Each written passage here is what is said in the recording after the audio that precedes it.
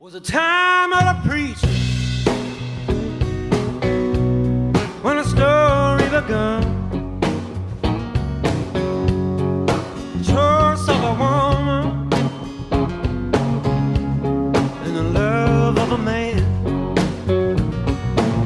and how he loved her so dearly. He went out of his mind. Well, she left him for someone she left behind. And he cried. Good evening, good evening, good evening. Are we live? We are live. We are Okay. officially live. Sorry about that. You got caught. I know it. Just trying to get everything going here. Good evening. Good evening. How are you today? Man, Tell us about the trials of being Fatherhood. stuck in quarantine with two youngsters and trying to close on a house all at the same time. oh Please. my goodness, man, the stress level couldn't be higher. But I'm alive. I mean, That's good. It's alive and kicking, doing well, and fueled by Modelo. Yeah. That's right. That's exactly right. I'm trying to figure out how to start like a watch party and stuff like that. So I don't know how to do this. Watch party. Okay. Well, there got you it. go. Got it. And then We're learning here. We decided to do a little bit something different this time instead of a little board background and Q&A will begin shortly. We wanted you guys to see us behind the scenes. Sorry. As we were getting ready to kick things off. If you are there and you are listening, say hello. We want to know that you're there and we want to give you a shout out. We have a few different things we're going to be discussing tonight. As Ronnie continues to, or do you have the watch party going? I do. Potty. I do. Watch have it going, and so, it's just I'm weirding out about this because I think you can see the comments on the Simple Faith page, and somehow I've jumped over to my page, and so I don't know how that works. Right. It's weird. It's like when you share it from the Simple Faith page, it goes to your profile directly. So then you have other people watching your video that you're sharing on your profile, but we have a handful of people saying hello. Oh, Carolyn yeah. Mullins. Good. Let's make sure we say hello to all those folks. And I'm Doug. I'm going to say hello to a few folks. Albert Mills, Albert watches everything that we do, apparently. That's great. I mean, he's great and shares everything. An old pal, Kim Whitehouse. Kim, if you're still out there watching, are you still in Fredericksburg or somewhere in Virginia, or has your place of service taken you somewhere else? Good to see you. Hope you and all the kids are great. April Watson Anderson says hello. Hey, April. Hope you're pouring hot, steaming coffee somewhere up there in Georgia. Dan Alvers, Pastor Reverend Dan Alvers. I just drove by your house, by the way, a little bit ago. We're going to live in Hey, your there's neighborhood. Lee by the way. Bartoli. Lee, we went to Israel man, with. That's fantastic. I love that. Angie Dickey. Hey, Angie, who's a teacher with Cindy. Steve Ortner, who his son and mine played football together at South Walton High School, and he's been a business owner here in town, plays mean guitar. Daryl Irwin, he's a great painter. If you need a painter, just look around this room right here. Daryl Irwin is the best house painter in Walton County. Georgia Flooring, I know those guys. Margie Crump, Patty Laughlin. On it goes. Good to see all of y'all on my page. And then we have folks. Faye Reed and Elizabeth Parker, Catherine Duda, Terry Olive. Hey, Terry Olive. Terry, you sent me a great email. I hope John T. Olive Jr. Is watching tonight somewhere in Tennessee, because he's got a great dialogue going with some folks up there about our Wednesday night stuff. So that's fantastic. Carla Grawl, she's now moving into the neighborhood. She has moved into the neighborhood. I just talked to her. She's like one of the first people in. And hey, there's Susan Chisholm. Good to see you. CE is on our prayer list here. It's good to see you, Judy Don Russell? Smallberg. Tina Snodgrass, if you're out there listening right now too, she is and has been nursing manager for the ICU unit at Sacred Heart Hospital here in Walton County, and bless her heart. She is, and hey, Lisa Eckstad, Tina is just one of the most gifted caregivers and just fantastic with people as So needed. a supervisor. And I know that Victoria Hunt, who usually is jumping on here to listen, has volunteered for Tina in her ICU unit for years. And all love for her. Hey, Don Smallberger saying hello here on my Bridget page Bergwall, as well. Hello. Hey, Bridget. Good to Hey, see Wilma. you there. Wilma Holsenbach, an old friend of mine from Georgia, on here as well. Bruce Potts, hey, Bruce, good to see you from Gordon County, a lifelong educator there, and so glad you've jumped in. Real quick, we'll give some. Well, I can't be real quick because the prayer list is lengthy. Right. Prayers, and prophets, and pathways. That's right. That's our topic tonight. Terry Olive sent us a great prayer list here. Thank you, Terry, for sending this along. He and Kevin Simonson run the Tuesday morning prayer group. Kevin's been out of town now for weeks visiting his son, and I think what's happened not Terry, Kevin rather. Did I say Kevin or Terry? Yes. Yes, I did. You said Terry and Kevin run the prayer group, but Kevin has been out of town visiting their son out west. Yeah. And I think he's just enjoying the mild temperatures and the lack of coronavirus and humidity. And I don't know if he's going to come back anytime soon. Kevin, if you watch this letter, hey to you and Denise, hope you're doing well. So Terry is facilitating the group in Kevin's absence. Terry's facilitated this He's group doing a for phenomenal years, job, always. by the way. And so he sent a list to Garrett, and I was happy to see this as well. Prayer requests for folks in our circle. Bob Gross. Bob has had shingles, which is just awful, especially in the summertime. So that's been tough. But he also has a new case of AFib, atrial fibrillation in his heart. So he's extremely tired these days. And then meanwhile, Nancy Gross has had to go to Mayo Clinic for some additional surgery. She had a major surgery last year, and she may have to have some additional surgery for her intestines. Linda, and it looks like Sergey Trudeau. What a great name, though. These are Canadians. I like it. Trudeau, friends of Bridget Bergwall, I think. He has Sergey, whichever way he puts it, has multiple myeloma and is having chemo. So we'll keep him in mind. Tina Stanfield has shared a request for years about, for the last several months, about a friend of hers had a great-grandson named Cash. I think this has been on Facebook a lot. Terry and I both had to do a good bit of research. Cash is a twin. They were born extremely premature, and Cash has a heart issue, and he is at Children's Healthcare of Atlanta awaiting a possible heart transplant. Yeah, he wasn't. I think, if I remember correctly, he was down here in Florida, and they had to life flight him, or at least get air transportation up to Atlanta. Yeah, just so many issues going on. Well, Tina, and I would say to you and to your family that there's my old friend Jim Gibby, just jumping on here. Hey, Jim. I would say to Tina and that family, my brother, 40 years ago, had open heart surgery at that same hospital. Saved his life. And at the time, he was having a heart valve replacement, which was, for the day, groundbreaking.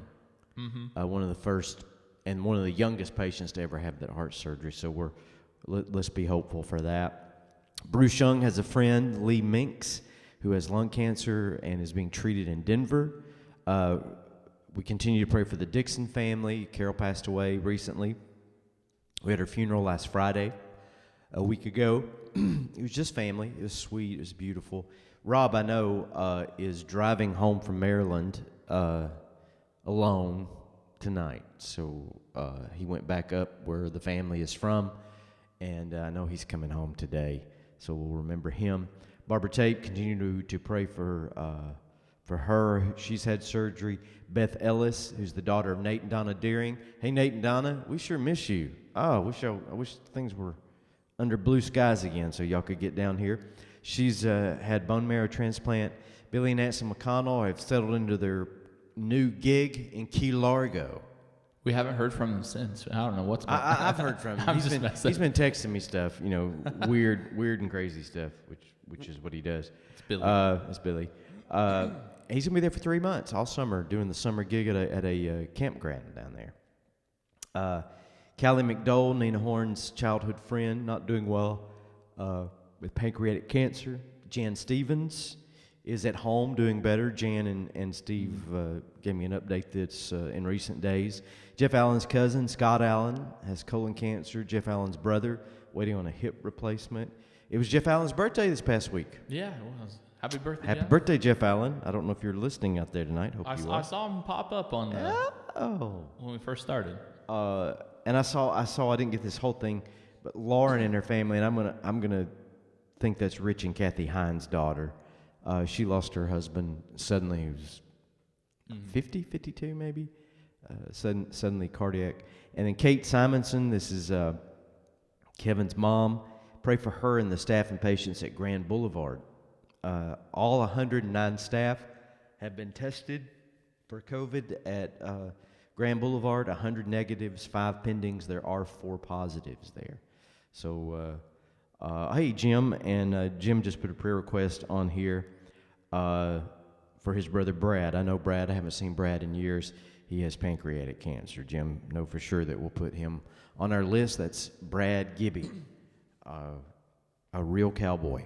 And that's the truth. That's the truth. All those Gibbies are cowboys, but especially Brad. C.E. Chisholm, saw Sue on here earlier. Reoccurrent lung infections, polycaps, and then Carla Graw. Carla just moved into the hood. Yeah. She moved into... Hello, neighbor. Hammock Bay just this week. She's one of the first people into the new apartment complex. And she said she loves it. And Jeff Allen just said hi from Wisconsin. Happy birthday, Jeff Allen. So tons of requests. We share those and offer you those. You take them with you. We'll get as many of these as we can out on the prayer list in the days ahead as well. So, had a gig last night. How'd it go? It was good. The Backsliders, what's left of us these days, scattered about around the world. We the first real gig, we did one little neighborhood party outside, but first real formal gig since February. What did you play? We played at a Funky Blues Shack at the foot of the Mid-Bay Bridge. It was outside. It was hot. Of course. It was very, very social distance approved. Servers wore masks. Chuck, the owner, and the staff there, absolutely fantastic. Everything was professional. Nothing was crowded. Everybody was spread out. Everybody had a good time. Very appropriate. The Backsiders played, and then Lucky Strike, Nick Turner's band played.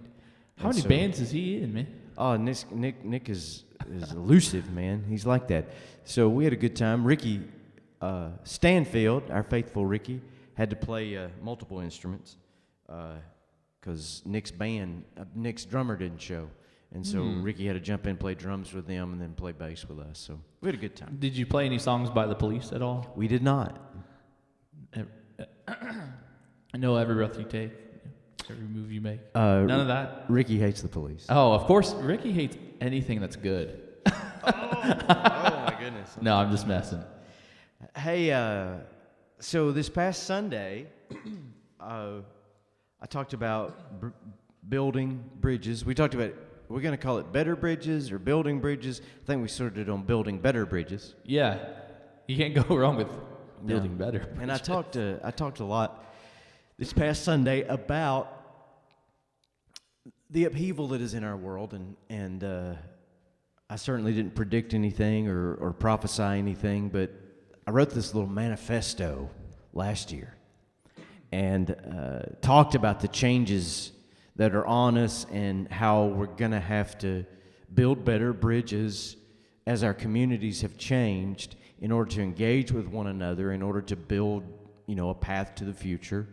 And taking Isaiah as my text Sunday, talking about the repairers of the breach, which is a great phrase from the King James Bible, and talking about rebuilding the ruined cities, putting things back together, and how it was going to take a lot of love in order to do those things. And great reactions again, and I really do appreciate your interaction. It kind of keeps us all connected, and I appreciate it. And so I want to just come back around to this and talk about a little more about the how. You know, when you start talking about love in a big, broad statement, love can be very ethereal. Hard to get your hands on what love is. And when you talk about letting love build bridges from our community to another and being bridge builders, what does that actually look like? And I promised, that I wouldn't be reading completely from Adam Matchell just said that the manifesto sounds so ominous, and I know that it does. And I even said that, Adam. I said that on Sunday, that it sounded all revolutionary, and I even had a beret on Sunday, because we were all about the beatnik look Sunday. And Ricky, by the way, Ricky has chosen our outfits for the coming week, so I can't say what it is. But let's just say that he's been living for this moment. If he's been living for this moment, He's been living for this moment. That's the thing about Ricky is you just never know. He's No. he's elusive, like you said about Nick. I mean, You don't know. You don't know what's going to happen. So we have no idea. talk a little bit about practicality, about what it means to build bridges. How, does love replace these rattling, collapsing structures that it's just obvious here in 2020 that they're falling down? And it's not so much that the coronavirus caused it. Coronavirus Revealed it. Yeah. And we've talked about that. And when you live in a fragile system, and our system is more fragile than we thought it was, when your system is fragile, it doesn't take that hard of a knock for the weaknesses to really show. Mm-hmm. And so we've had that experience. So in talking about these things, I've got some ideas about maybe what the future could look like, what some changes could be. So I'll just throw those out.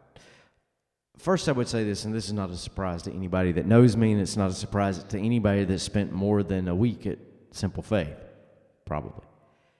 Our churches, our faith communities, houses of worship, they're helpful, they're essential when we talk about transformation of religion, transformation of spirituality, but they are far too small and too restrictive.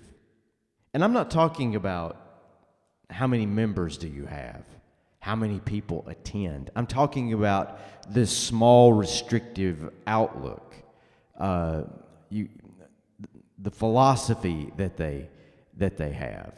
And I think religious tribalism, and I think religious boundary setting is going to have to loosen up in order for churches to play the important role in actual spiritual transformation. Oh, absolutely. Yeah, that kind of, just briefly, that touches upon a little bit of what I was saying last week when I said, it was a couple years before we had even met, that there was almost like this revealing in my journey in the church and my particular denominational background, that I started noticing exactly what you're saying, tribalism, this narrowed scope of this is how we ought to do things. And it was negating so much of what people were actually needing. Right. So I love that you have to say that. Just touching upon a little bit of what I was saying last week. Yeah, because it's absolutely true. And so many people, I think, particularly millennials, some a little bit older than me, and even those younger than me, are seeing that in leaving in droves. Oh yeah. Yeah. Yeah. Maybe a better word that folks might not be as threatened by is decentralization. Churches need to decentralize. We had a crazy but enlightening text conversation today with our own Anna Balfour. I don't know if Anna's watching right now. I know Doug said he was. Doug is watching. Doug was Hey, watching. Hey, Doug Balfour. Well, Anna just made some great observations and formed some questions, and we participated in the text conversation. And when Garrett arrived here tonight, Anna, we continued that conversation. And basically, Anna was saying that in talking to her friends in Great Britain, that some are noticing that their online interaction, their online services that have continued because of COVID-19 have been waning. That not as many people are participating, not as many people are watching and being engaged. And we talked about why that is and why some of us are able to keep participation up. And she asked me that. She said, what do you credit the ability that folks are staying engaged? And as I said to her, is that if a community had some strength to it, some real connection before all this happened, then those communities are doing much better online than where there was less connection of the actual people. So who knows what's going to happen? Streaming and video, yeah, there's a big future in this for all churches, all businesses. We're learning that. But it's not a replacement for actual, knowing people. Mm-hmm. And so the conversation kept going, and Anna asked it's a really good question. And the phrase she uses was pretty interesting. She said, "What is the secret sauce?" Which is a great phrase that keeps people, engaged with simple faith. And this is what I told her, and I think this is I say this from my heart. I think that honesty, transparency, authenticity, I know those are buzzwords these days, that those are the most important pieces of community building and communication. Mm-hmm. Now, I don't know, I got a lot of trivial information in my head, and I don't know much about a lot of different things in the world, but I have been communicating with this, whether it's behind a pulpit or whether it's in work meetings with United Way or community advocacy with Habitat for Humanity or hurricane relief, behind a lectern. I've been doing communication all my life and doing it professionally for 30 years now. And if you're not honest with people, they got a pretty quick BS detector. Mm-hmm. Absolutely. Right? Yeah. And they know when they are being sold a bill of goods. They know if you're yanking their chain. And they also know if you're saying something that you really don't believe. Mm-hmm. And so I found that just when in doubt, be honest. And I'm not talking about like, okay, usually I hide the truth from you, but I'll be honest. I'm not talking about that. I'm talking about the transparency. So what I was saying to Anna was this, that when you're with a group of people that are on a similar path, and you speak to that, they recognize it immediately that this is someone who is on the same journey with me.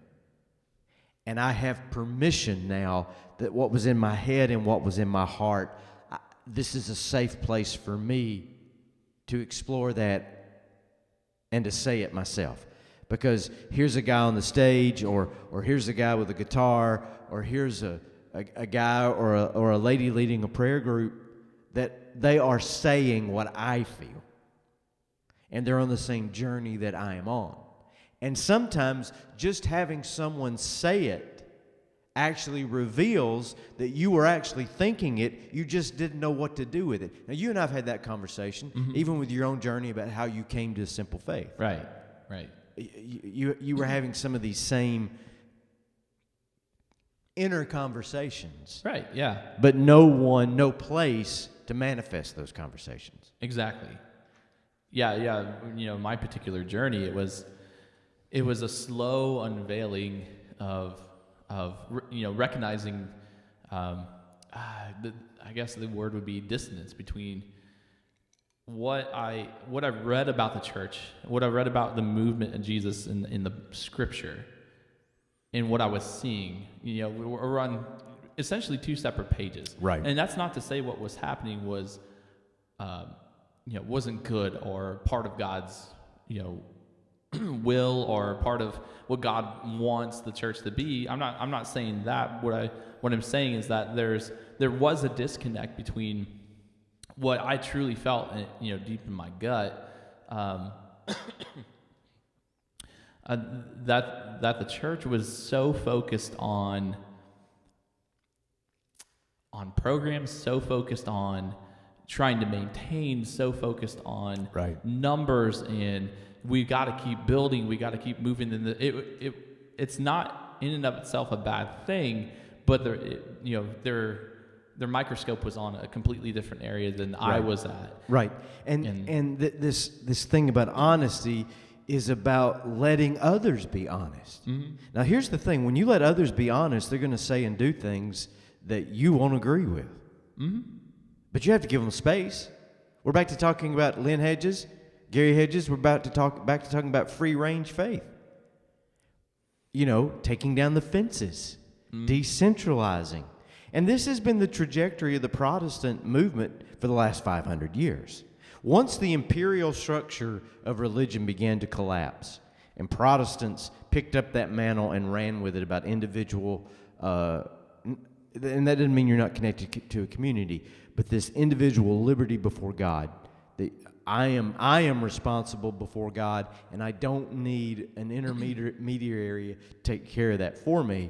Well, when you follow that out, you arrive at this very much a decentralized place where someone has authority in your life, not because of their title or not because of their job, but because they are telling you the truth. Mm-hmm. And you adhere in your own heart and soul to the path they are on. You know, and I've said this before, you know, from the stage, you know, in my time down here, that it wasn't until I went to grad school, and it wasn't really until after I had met you, and you had mentioned that you were an author and you had written a couple books, and we were on the flight back from Israel, and I said, hey, you know, what's a book that you would recommend? And you said, Leaving Religion and Following Jesus. He was asking a book that I would recommend of what I had written. Right.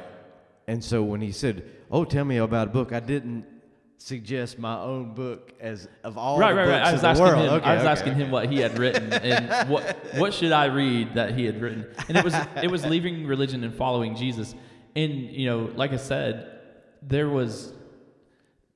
I could not recognize the things that were keeping me dissatisfied with the church until grad school and reading that book. Because once I went back to school and I started, you know, taking these classes, you know, about leadership and the way the church operates and how it should be more of an organic thing than a systematic thing. We tend to overthink the way we ought to do things instead of just letting it kind of be what it needs to be. Like you said, decentralized. But when I read that book, it was like you know, and you started talking about the church, and, you know, specifically A Simple Faith.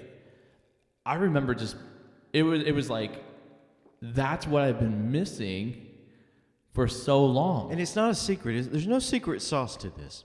Yes, there is.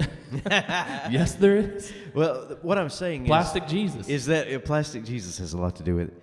That arriving at this place is just a matter of Nikeing it, of just doing it.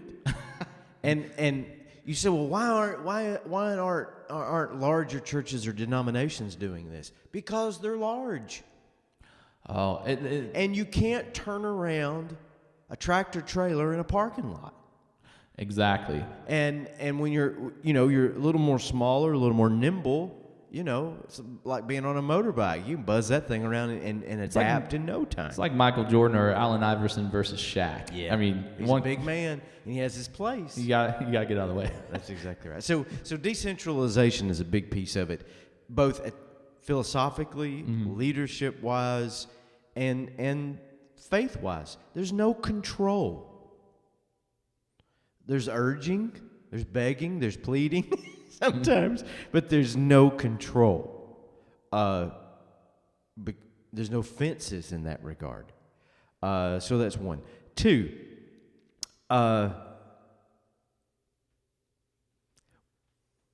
moving forward, and this is really important, religious people are going to have to let go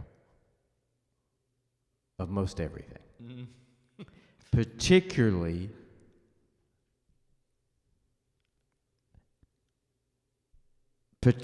their certainty that they're right. Ooh, that's hard. It's hard. It's really hard. And they're going to have to become learners, not teachers. You know the missionary phrase. You've been on enough overseas trips. It's as if the indigenous person would say to the missionary, the visitor, this: if you have come here to be my teacher, I will learn nothing. Mm-hmm. If you have come here as a student, we will learn together. Mm-hmm. Absolutely. Because it's not about, I'm right and I'm going to impose my rightness on you. I mean, look at our country. That's where we are. Right. There is no civility. There is no give and take. There is no dialogue. There's only echo chambers of groups of people being right. Mm-hmm. And hell or high water, you're not going to change somebody's mind because they've been so insulated in over here or over there, or maybe even over here somewhere, that they don't have the ability any longer to change their mind about anything. And I think religiously, I'm not talking about compromise. I'm not talking about giving in. I'm talking about letting go of your certainties and embracing a greater mystery and saying, this is where I stand, this is what I believe, but I am in process. Mm-hmm. And I am on the journey. Right. And I am learning as I go. Yeah, just a couple of our conversations flash back in my mind, going back to kind of our conversation on open theology and certainty faith and just all these ideas that we're raised with, that we're raised to believe and taught to believe, and sometimes we hold so rigidly to those things. And there's a great sense of freedom when you're willing to just say, there's a lot I don't know. I don't know is a fantastic answer. There's so much, like you said, there's so much mystery, and when we let God be God, and instead of us trying to figure out exactly who He is. I would go as far to say this. We need to demythization. All right, here's what I mean. We need to take all the myth that we believe and replace it with mystery. Two different words. Yeah. The myth tells us certainty. The earth is 7 days old. Noah's Ark landed right here. In Turkey. In the mountains in Turkey. All the literalness. Jonah was swallowed. Jonah was, all those things. By a guppy. And I'm not mocking those things. Those are those. I'm not either. But I just try to make Ronnie laugh. Those are beautiful, informative stories and narratives of faith that were written down for those reasons. If you remove the myth and replace the mystery, Oh, and it's you beautiful. say, I don't have to talk about the literalness of this because the truth remains. Oh, yeah. I mean, just this really the story of Jonah, when you take away the myth and, enter in the mystery, it's, oh my goodness. Mm-hmm. Once you see beyond, it was a whale did, or a big fish did swallow him. That's not even the point. Exactly. It's not the point, but people make it the point. Right. And that's what we're saying about church and religion. When you make all these things the point, you miss the point. Hey, Peggy. It's an adventure. Peggy Jones, hello. Hello. It's an adventure in missing the point at that point. Because you have emphasized a minor detail that you are willing to die on a hill over the literalness of something when the truth being communicated by the prophet was so much bigger and better than a story about a fish. Mm-hmm. Sunday, I'm gonna talk about a classic Old Testament story. Jacob. Oh, I was going to say Samson. Jacob laying down, putting his head on a rock as a pillow, and having this dream of the angels ascending Jacob's ladder to heaven. Do you want me to show that video, by the way? Which one? The one that I sent you on Twitter? Oh, no. Oh, gosh, that'd scare everyone. I don't want you to do that. Freak a lot of people out. We don't have to kill ourselves wondering about the literalness of this. This was Jacob's experience. And it so impacted him in such a way that he renamed where he was as the house of God. He had an encounter with the divine. That's what the story is about. Not how many angels. I mean, medieval theologians actually argued about how many angels could dance on the head of a pin. They actually had that argument. They actually came to a number. It's based in stories like these. Well, what? How many rungs were on the ladder? That's my question. That's what I'm talking about. So anyway, decentralization, mystery over myth is the second point that I would make. And surrender power, surrender of all these things. And then I think a fourth thing is communication. And by that I mean this. When I use the word God, I am talking about, in my understanding, of the grounding reality of the universe. Now, I speak of God as Father, as parent. I speak of God as Creator. I speak of God as Sustainer. I speak of God as the ultimate fulfillment and fulfiller of wherever creation is going. Mm-hmm. When a scientist over here talks about the universe, could we be open to the fact that maybe we're talking about the same thing but using different language? When a philosopher talks about reality, could we not be open to consider that philosopher is speaking of the same thing but using different language? Sarah Ann and I were having this conversation. Sarah and Cindy and I don't know, week, 10 days ago. And she was talking about her love of Jesus and the questions still that remain in her life and her own journey. And I said to her, and when I said it, I didn't even realize that this is where I am, but this is where I am.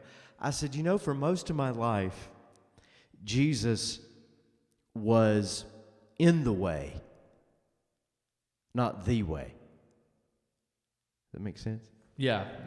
Oh, you got to know God, you're going to come to Jesus. And it felt like everything was coming down, And what I told Sarah was, and she's had this experience, is that what I discovered is that Jesus is indeed the way. But when you come to Jesus, nothing shrinks. The entire universe opens up on the other side of that. Mm-hmm.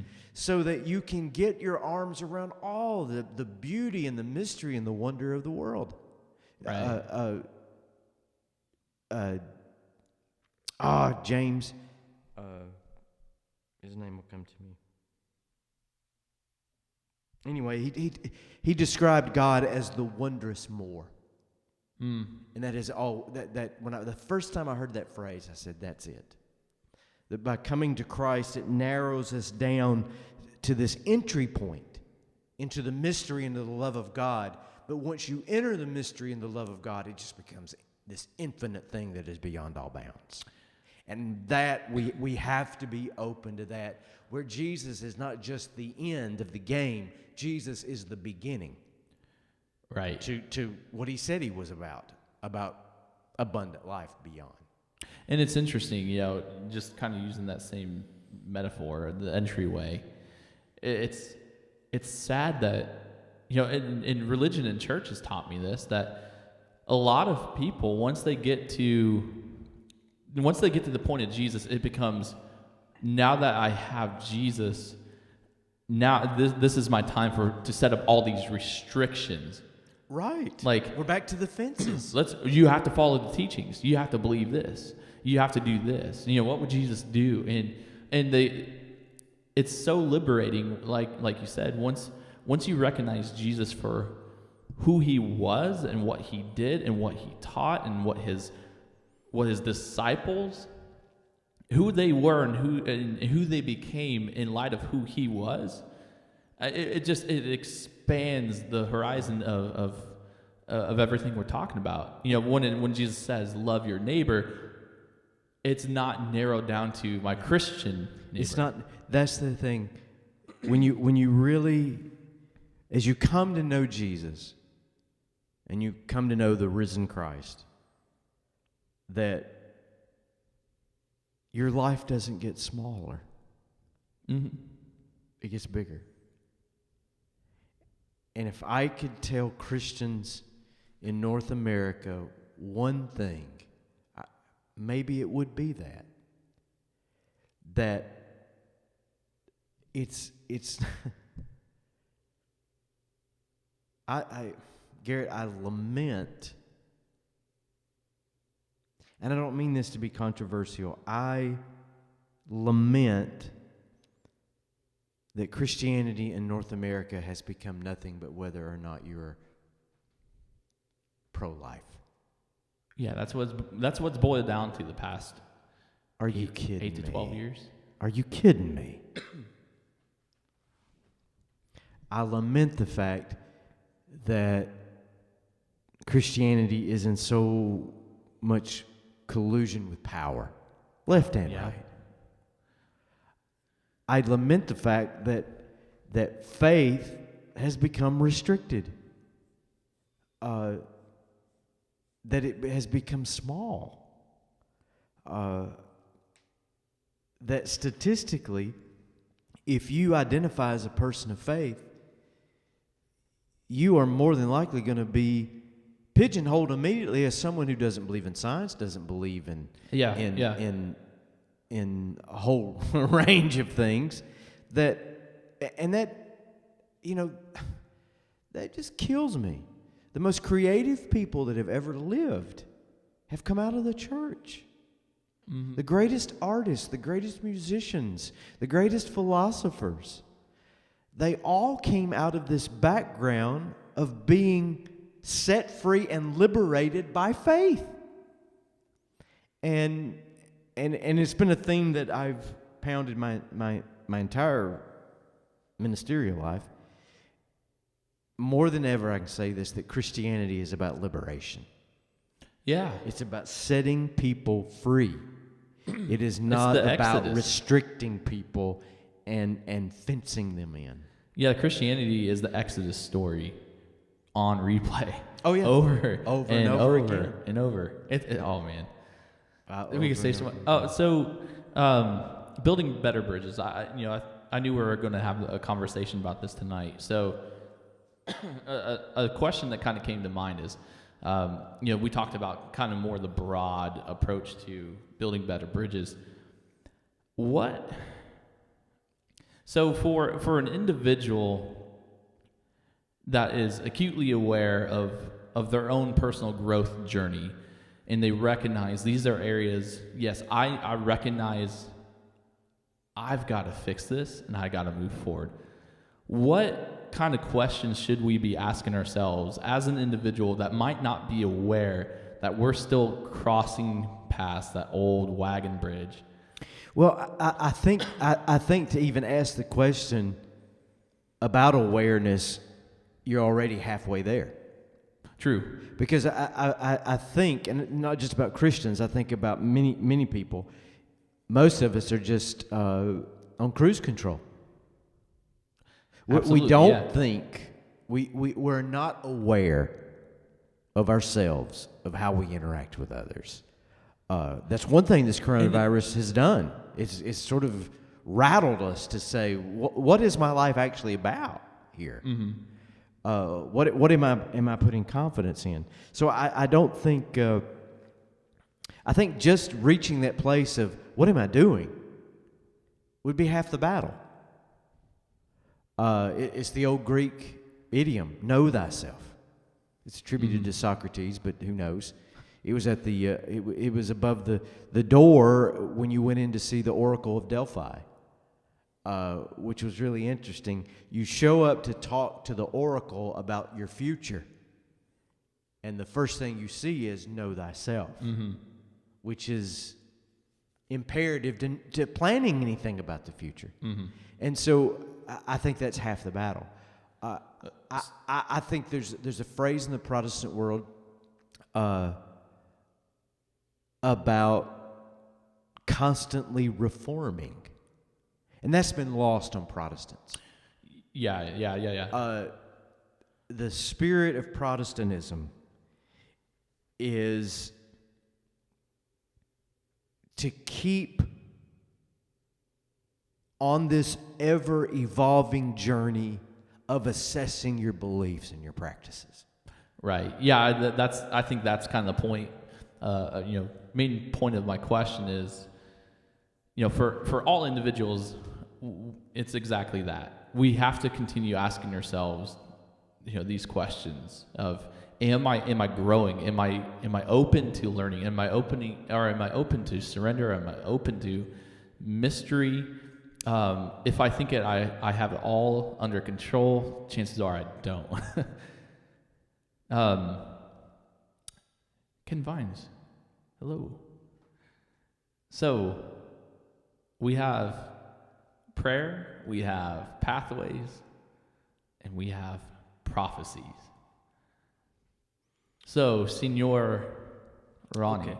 So I've been asked by multiple people,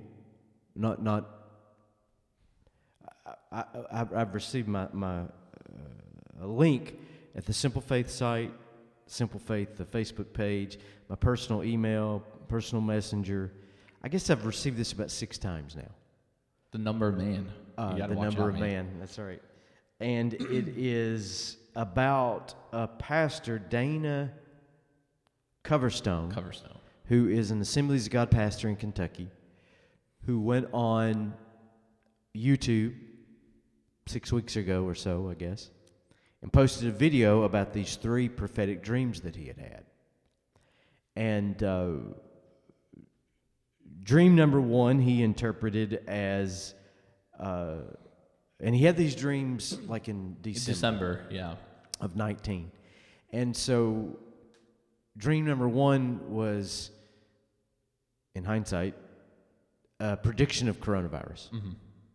Dream number 2 seems to be, as he describes it in about a 15-minute video, a second wave of coronavirus. He mentioned the marching and the upheaval. Marching and the upheaval. And then the third one, in that particular video, he said, I had this Monday. So I don't know the okay, so date he had a third dream about essentially civil war in America in November. November, yeah. And so this video has gotten tons of traffic, viral, we say, And a number of people... Not something you want during coronavirus. No, and a number of people have asked, oh, what do you think about this guy? Or what do you think about his predictions? So I just made a couple notes today, and I'll just say this, and we'll wrap it up in the next 10 minutes here. Pastor Coverstone comes across to me as extremely sincere. I didn't get the sense that he was a showboat. Did you? I mean, he seemed genuine. Like, yeah, he's a believer in what he has experienced. Right. That's number one. Number two, his dreams. He had a dream, and then he interprets his dreams. And I think dreams are powerful, but I think he would be better served by maybe seeing a Jungian analyst who specializes in dreams and the subconscious. Mm-hmm. His interpretations are very vague. He did admit that he reads 40 newspapers a day. Now, I can tell you that if I read 40 newspapers a day, I would have nightmares. Yeah. I would. The human mind cannot take that much bad news in without it really doing some work on the subconscious. And worldwide newspapers, not Right. just local or national. 3, I have never been an advocate of trusting one person's view or thoughts on a subject such as he's talking about here. And I think we'd be better to interpret multiple voices. 4, his dream is incredibly American-centric. Mm-hmm. I don't know if you noticed that. Yeah, oh, absolutely. It's about America, and when you got to the part about the Civil War in November, you don't have to be a prophet to know there's going to be upheaval in November. No matter what. No matter what. But he was saying it's going to be a civil war. Go buy gold. Go stockpile your food. Yeah, there's not going to be change. And load your guns, which I found to be like, what? What did he just say? So it's very American-centric. And I said this, was it last week? We are less than 5% of the world's population. Mm-hmm. Now, we're incredibly powerful. We're a true empire. Our reach is global and beyond. But are you saying there's aliens? No. Well, hold that thought for Sunday. But I'm saying that's classic, that we center our story on where we live. Oh, absolutely. But there's a whole lot bigger piece of the puzzle. And as devastating as coronavirus is and has been, a good chunk of the world is doing really well now. We're not, but a good chunk of the world is. And, he says, check back with me December 1st, and if I'm wrong, I admit I'm wrong. And that's the approach I would take. If he's right, great. I mean, not great. But if I'm wrong, and check back with me December 1st, and I'll say, wow, I missed that one. But I don't make predictions, and it's been my experience in studying history and studying church history. You find that there is a fever pitch of apocalyptic teaching every time there's a major social crisis. Mm-hmm. The bubonic plague. Garrett, Christian fundamentalism as we know it today and dispensationalism as we know it today was born out of the Spanish flu epidemic in 1917, 18, 19. It happened every time there is a major social crisis, apocalyptic literature comes to the forefront. Oh, they're making boatloads off of it now. That's right. Which is absolutely sad. If you look at in the 1800s, when you have a genuinely made in America religions came to the forefront. It was in the crisis after the Civil War. Mm-hmm. What does the future look like? And in those moments, Seventh-day Adventists, Millerites, Jehovah's Witnesses, Church of Latter-day Saints, Christian Science, all of those with distinct American origins, all came onto the scene in the aftermath of what had been an apocalypse. Mm-hmm. And so I'm not surprised to see these things. And I'm not, this sounds really bad when I say this, but I just sort of take it as spiritual Y2K. Yeah, and that's not, I'm not being mean when I say that. It's just I have to watch and see, but, you know. Well, it's easy to buy into this kind of mantra that it gets into, partially because we as Americans, and particularly Christian, being the Christian nation, and a large portion of it being fundamentalists. I'll talk to you about. I'll have a talk with you about whether we're a Christian nation. Oh no, I know the answer to that. I know what you meant. We make that claim. Right, but we've been conditioned to kind of think this way in a centralized way, and to think in anytime there's any kind of chaos happening, that it could be the end times. We've been conditioned to think that way. And maybe it's not by our own doing or anything like that, or maybe it is, but... Well, and I would say this, and this has really nothing to do with the video. Right. But we need apocalyptic thinking because we can't imagine the world going on without us. That's how... Sounds like America. That's how, American-centric we are, and how as individuals we are.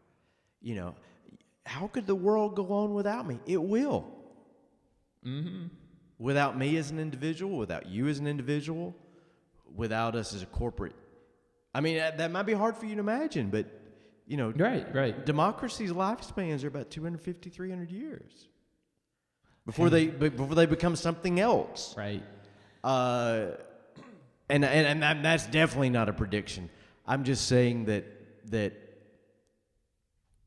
we have to have these apocalyptic scenarios, because in our apocalyptic scenarios, our enemies are punished, we are rescued, and we avoid the suffering and loss of not being in the world as its leaders. Mm-hmm.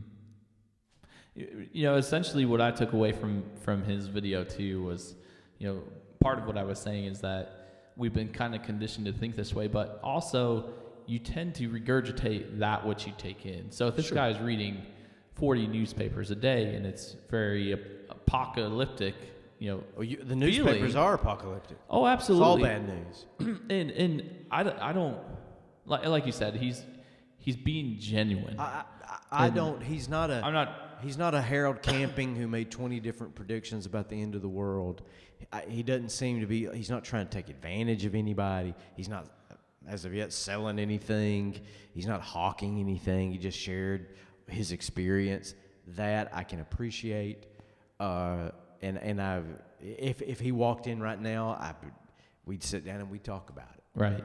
And he's Assembly's of God. I'd probably buy him a cup of coffee. I probably wouldn't buy him a beer in the aftermath, but I would enjoy talking to him very much. Yeah. It wouldn't be one of those things where I just dismiss somebody outright and say they're flake.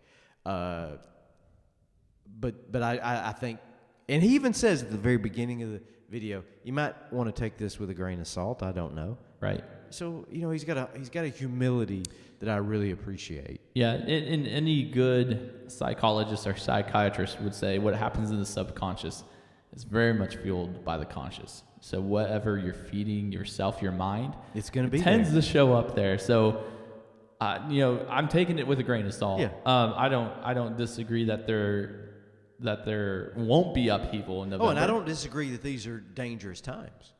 Absolutely. They are dangerous. All it takes is a few fanatics and this thing can get crazy. As Tim Ryle says, civilization is Philosopher Philosopher Tim Ryle says that civilization is really, really good so long as it's civil. So long as But it's civil. pretty fragile. It's pretty fragile. Hey, Yeah. we're going to wrap it up.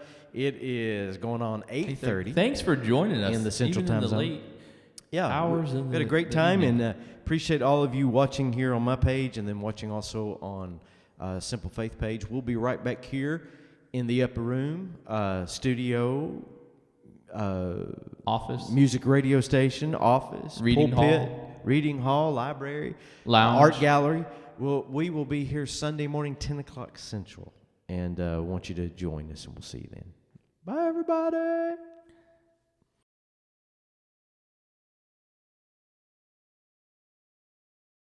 Was a time of the preacher when a story begun. Choice of a woman